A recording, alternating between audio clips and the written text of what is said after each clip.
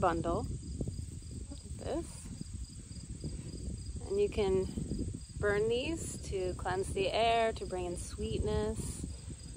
This bundle has sweet fern, mugwort, sweet clover, and of course goldenrod. It has clover? Sweet clover. I'm going to start with the mugwort as a base. I have this nice branch. You can harvest like the top quarter or top third of the plant if you want really big ones. You can break this down into smaller pieces if you want smaller ones. But I'm making these really kind of dramatic big ones that will last quite a long time. And then I'm going to bundle some sweet fern around there.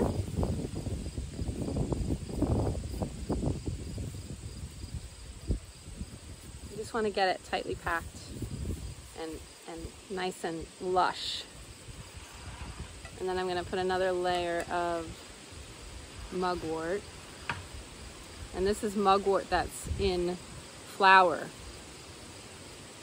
I like harvesting mugwort in flower. It just has a slightly different energy. And they look pretty. They have a slight purple hue to the tips of them. And then I have like one tiny sprig of sweet clover, but sweet clover is really potent. It has the scent similar to sweetgrass. And plants with that scent have coumarins in them. That's what gives them that really sweet scent. And they're blood thinning. And then we have our goldenrod, which I'm just layering around. Oh, there's still a little mugwort. Just gonna layer the goldenrod around the outside to give it a nice, pretty flash of yellow. Now these will likely go to seed and they will be a little fluffy. So I like to harvest them, the goldenrod especially, just as it's about to bloom. So when it's in bud or when it's like just bloomed. So some of these are still kind of, you can see, they're just about to open. And they'll likely still go to fluff, but I think maybe they'll be a little less fluffy.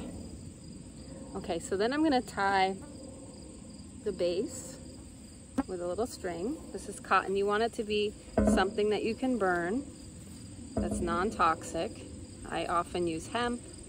You can use jute, cotton, anything that's a natural fiber. And I'm just tying a quick knot.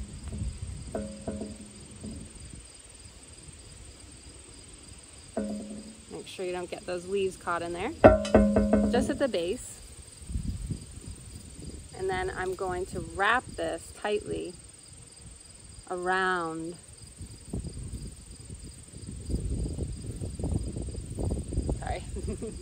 I'm gonna wrap it tightly around, spiraling up the stems as I go.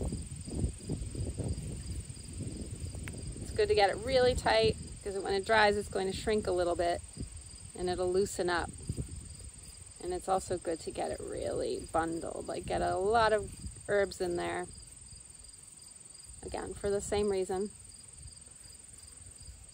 I wish you could smell it. It smells so good. It contains some of my favorite scents. Sweet fern is specific to the East Coast.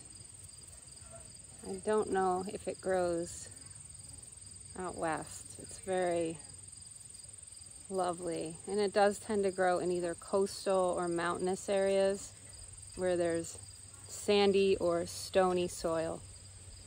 I think it likes the high acid and the high lime content probably in the soil. It tends to grow where there are oaks and pines. Okay, and because, again, I want to have a bit of a dramatic look to these. Of course, you know, that can make it a little less practical when you're burning them. And then I'm just going to leave that tuft on top and then wrap it down, spiraling down, back and crossing over the spirals that were on the way up.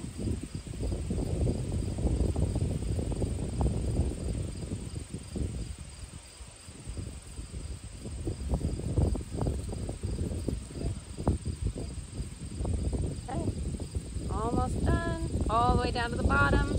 Find the string that you originally tied off, and then tie it, just a tight knot. So a regular square knot is fine.